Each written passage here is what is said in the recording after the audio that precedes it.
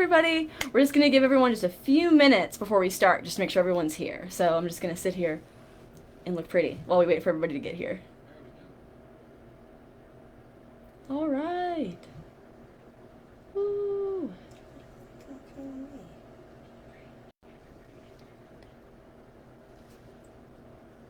We're just going to be a little bit, we're going to wait just a little bit, and then we're going to get started. I just want to give everyone a chance so they don't catch me in the middle of a sentence. Hello.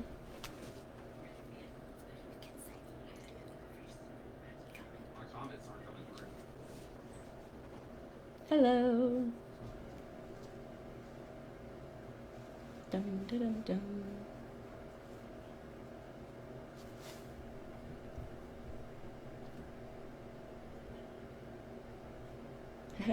Hello. Dum dum dum dum dum dum.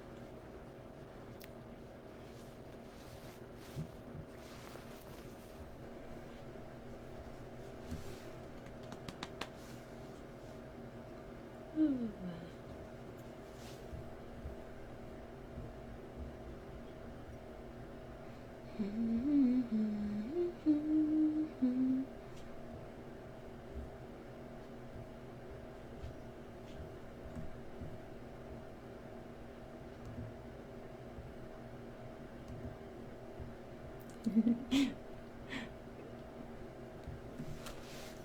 Moi.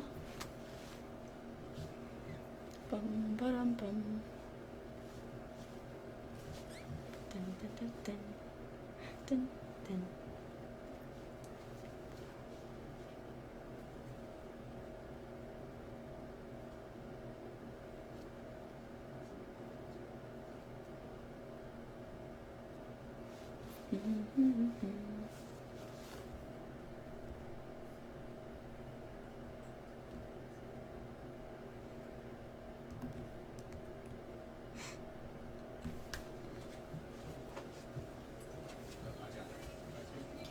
Can you see the responses? I can. Okay, we'll say hi to them. Okay.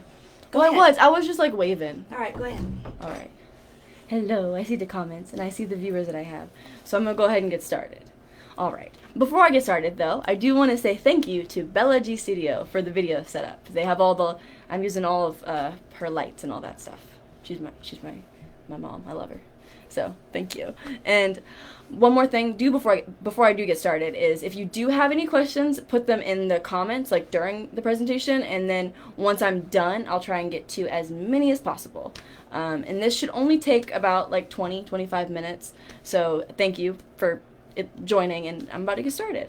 Awesome. All right. In case you don't know me, my name is Gracie Groom, and today I'm going to be talking about the environmental impacts of factory and monoculture farming. All right, just a brief introduction. And I've been a Girl Scout for over 10 years. I've been in it since I was in like first grade. This topic that I'm talking about ties into the biotech pathway at the magnet program, and I found it through those classes as well. It's very environmentally based and heavy, so I found that topic then, and I became very passionate in it, and I just kept learning about it outside of school. I do plan on continuing this kind of research and this kind of issues that are in the environment in college, where I'm going to be going to Georgia Tech, as my major being biomolecular and chemical engineering. That's what my major is. And I do plan on doing more research there and just more interesting and passionate things that I'm passionate about there as well.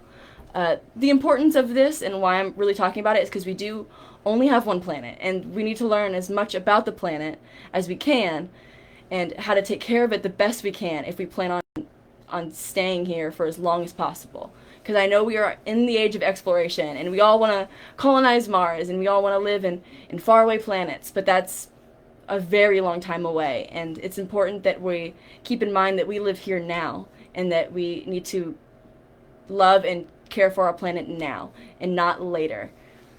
So that's why I'm trying to educate as many people as possible. The problem itself. So factory farming and monoculture farming have a lot of environmental impacts. And you've probably heard those terms in school. So I'm just going to give a brief definition. Factory farming is where there's animals in tight group places, and there's a lot of them. They're in cages, and they're in fences, and there's just a lot. They're shoulder to shoulder. They have like not very much room to move around, and that's a factory farm. Is when there's a bunch of animals in one area. Monoculture farming is when it's one crop in one area and they're never rotated. It's just one crop over and over and over again. And these two tie into each other because as factories that do factory farming grow, monoculture grows to demand. The demand for monoculture farming grows as well because we need to feed those animals. And so they kind of go hand in hand because as we have more animals, we need more farms, and as we have more farms, we can support more animals, and so they just kind of tie into each other. Yes, and the big thing about these issues is because of the way that they are run like factories, and they are run like big industries, is they give little care for the environment around them. Factory farms, when the animals use the bathroom and all that, the manure is kept in a giant vat, and most of the time it's an uncovered giant vat. So though the gases that are in the manure release into the environment, with about 37% of methane in the air comes from these farms, and 65% of nitrous gas from these in the environment also comes from these farms. So a lot of gases that are affecting the ozone layer are coming from these farms, not just from those giant vats, but also just from the animals themselves being there and the industry around those areas. I lost my train of thought. So these the issue with these gases is they tear into the ozone layer and they create the holes. And I'm sure that people have heard briefly in the news every once in a while, it's our ozone layer, our ozone layer, our ozone layer. And the reason is because there's these holes in the ozone layer. And as the world, like the Earth rotates, the sun will hit those holes and increases the radiation in those areas. Because that's what it's protecting, is the radiation. It's helping us not get cancer from the sun, and when there's holes in it, there's an increase in things like that. And so it's tearing into the ozone layer with the gases that the animals are producing. And that's not just the only issue. There's also a giant problem with the antibiotic use in factory farms, and as animals ingest antibiotics, because it's not being used as a treatment, it's being used as a way to prevent sickness. And so the animals, when they don't use them, obviously because they don't need it, and so it's excreted through their urine and through their manure, and it leads to those areas having really high amounts of antibiotics in the ground, which leads to really bad resistance to those antibiotics that they were originally trying to fight. And so it leads to having to have stronger antibiotics to treat simple bacterial infections. So that's just a few issues with factory farming. And another issues with monoculture farming is a lot of the land dedicated to monoculture farming is not ours. It does not come from the U.S. or from Europe or from all of that. A majority of our land is dedicated to farm use, but monoculture is so big and it's needed such a big demand to feed animals, not just in the U.S., because factory farming is everywhere around the world, that they're using places like the Amazon rainforest and the middle of Africa to do these farms and to grow crops that don't help the people around them, and it leads to really bad deforestation. A lot of the land that was once the Amazon rainforest was cut down, and they were used for monoculture farming at first, and then they quickly realized that the land could not support the crops because it doesn't have really good nutrition. Like it can't hold nutrients as well, and so they used a bunch of fertilizers, and it destroyed like the water in that area because of the overuse of fertilizers. And so eventually they used those areas for more animals to live, more factory farms, and so they needed to do farms in different areas, and it just escalates. So majority of the production of feed is the production of feed is 60% of total agricultural land. So it is 80%. It looks like 60 on my screen. It looks like it's 80% of the total agricultural land. So only 20% of agriculture is being used for us. The rest of it is being used to feed animals. And these are just some statistics. You can't see them super clear, but the one that is closest to me, this one right here, shows how much land was currently being supported by the Amazon rainforest and how much of it was cut down for many different reasons, for lumber and there's a lot of issues. Just, they need the trees for wood, and so they use the land as well for farming, and it's just they tie into each other. Everything does. And then the map up here shows what the land in the U.S. is being used for, and that middle square, that yellow square, is farming. That is what farming is. And there's a bunch of other smaller squares that also say farming. So majority of the land in the U.S. is already being used for farming, and that just shows how big an industry this is if we're using the land in the U.S. and then also outside of the U.S. That last image is kind of hard to see, but do you see the dark color around it, and then the square that is very lightly colored? That is a patch of the Amazon rainforest that has been cut down completely in a perfectly square area, because you can tell that it's going to be used for agriculture. It's not just they're cutting down trees, they're doing it because they need that shape for the agriculture. There's many ways to solve this problem, and the first step is to educate people on it. If people don't know about these issues, then it'll be very difficult for them to be able to help or want to help, or even know that this is something that needs to be helped. So the point of this presentation that I gave, and the reason I'm doing this at all, is because I want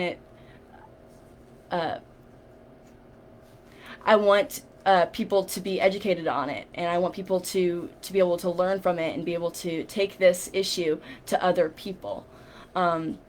And I also encourage people to find and use alternative ways of farming, but we can't do that if no one knows that this is even an issue to begin with. And so if you educate yourself and you're able to spread the information, even if you might not be able to do something personally, maybe someone higher up can hear it and be like, this is a serious issue and I would love to be able to get started on it. Like scientists and researchers and politicians and all of them, they can help you, but only if you know about it, and only if you spread it, and only if you push for changes.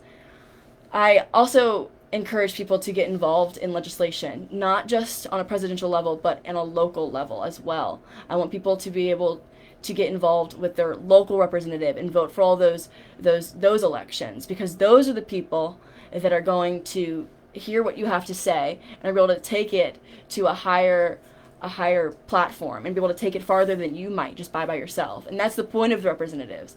And so that's why I really encourage that people get involved on that local level. The other things that I'm doing besides just this presentation are, I made this board right here, and this board has a lot of information on it, and I'm using this board to go to present for schools and for troops and for places where maybe I can't just bring my PowerPoint, or maybe it's like a fair or like a stand or a table where I can just have that there and I can speak off of it because I know what's on it and it has all the information that I could possibly need. Another place for you to find all this information is my website. Most of this information is already on my website. So if you can't read it, that's all right, because it's on my website, which is farmingissues.weebly.com. Farmingissues.weebly.com. So you can find it there. And so this is the visual diagram that I had. And so on my website, there's many things on there. Where's my mouse? There's my mouse. This is my website. It's very pretty. So you open it up, and the first thing you see is this beautiful little title screen where it just says, we simply only have one planet, and has a nice little quote. And after there, you go to some definitions of what these words are, which I've explained, but this is a more sciencey way of saying it. And this highlights a lot more of the issues that we have. Yes. And it has a few things that I didn't quite cover, which is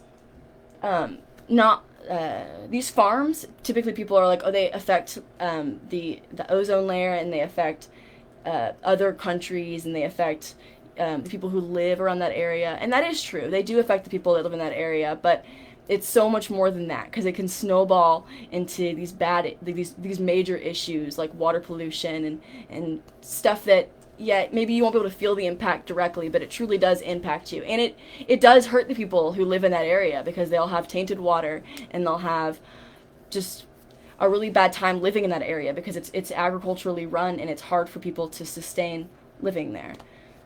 So my website covers a few more issues. And then after that, it has the solution. This part just highlights again what I said about getting involved and staying educated and making sure that you use your voice if you can. And these two links right here, this one says register to vote, and then this one says find out what's going on in the U.S. government. The one that says register to vote, you can click on, and it'll give you the state, and it'll give you where you need to go to register to vote, and you can register to vote on that link. So it just makes it easier for you to do that. And on the other one, it tells you what bills are being currently put up to be voted on like a local level, a presidential level, so that you can see when something's happening, and you can call a representative and be like, hey, I'm just going to let you know, as a person who lives in the area you're representing, that this is what I believe in, and this is what I view. And I would really like if you could share my voice when you're working politically, when you're voting on those boards. And the last slide up here is this Gold Award.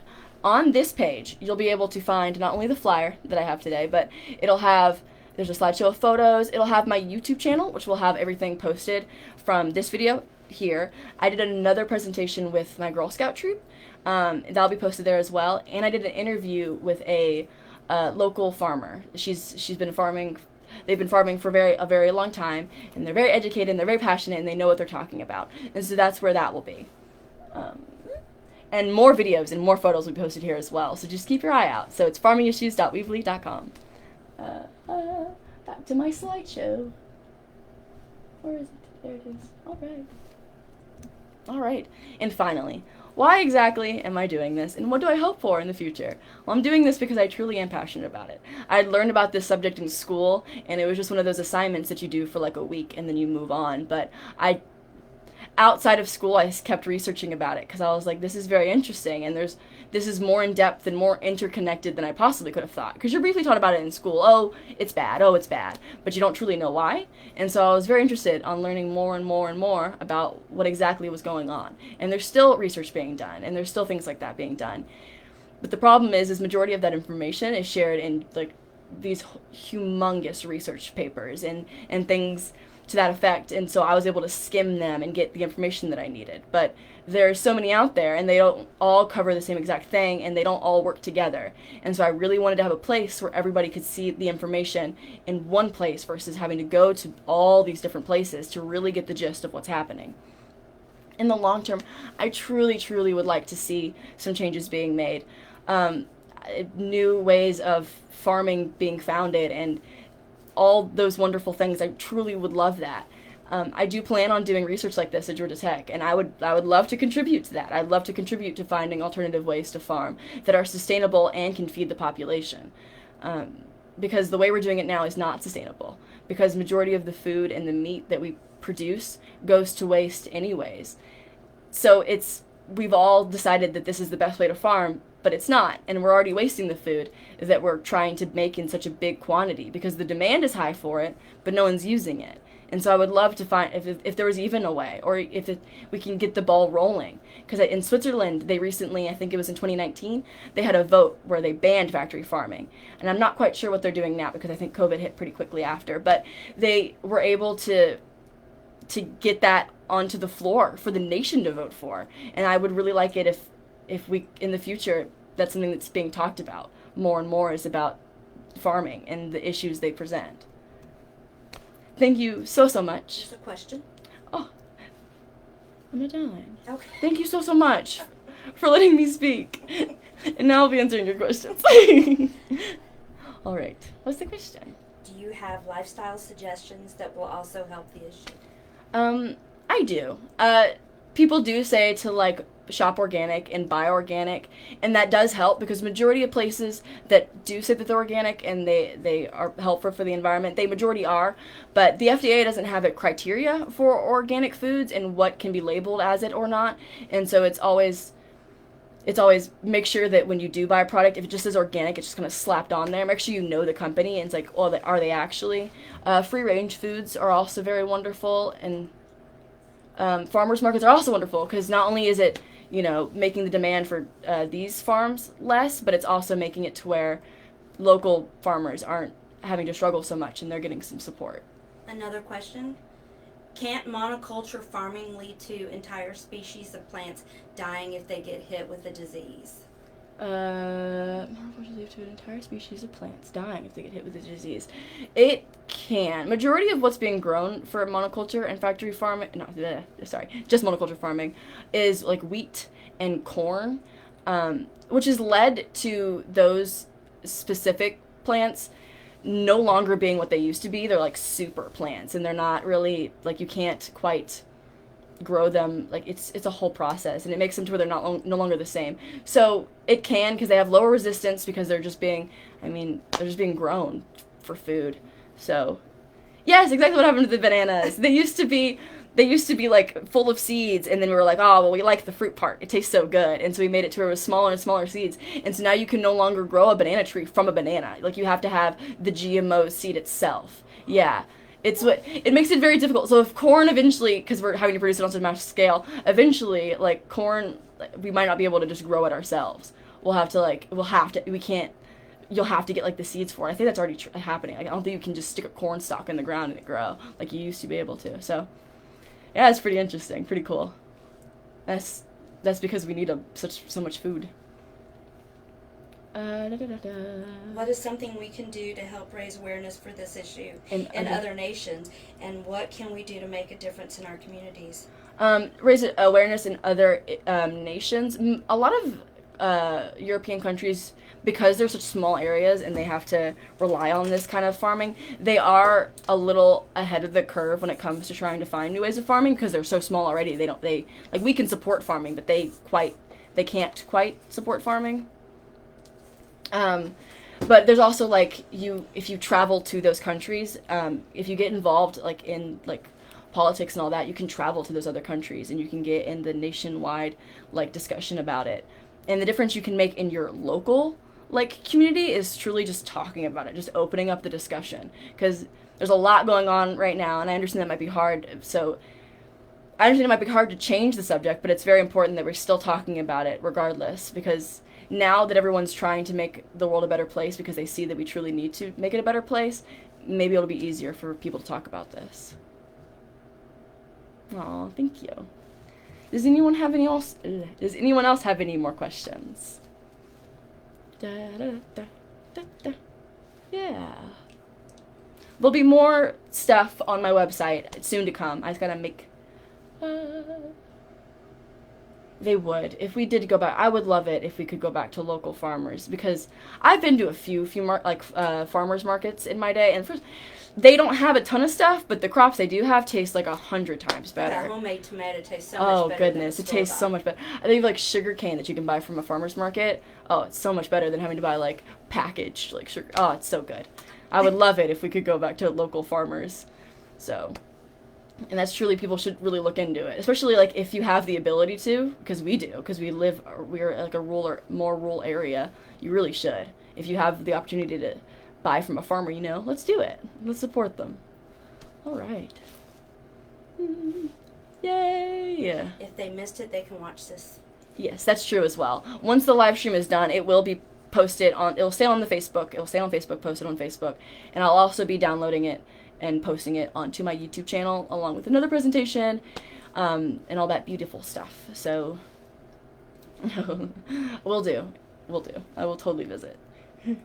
All right. Thank you so much for having me and for letting me talk about an issue that I really am passionate about and I've known a lot about. I probably know more than I probably will ever need to know, because they're not going to test me on it. But thank you. Thank you for letting me ramble. So, yay. Yeah.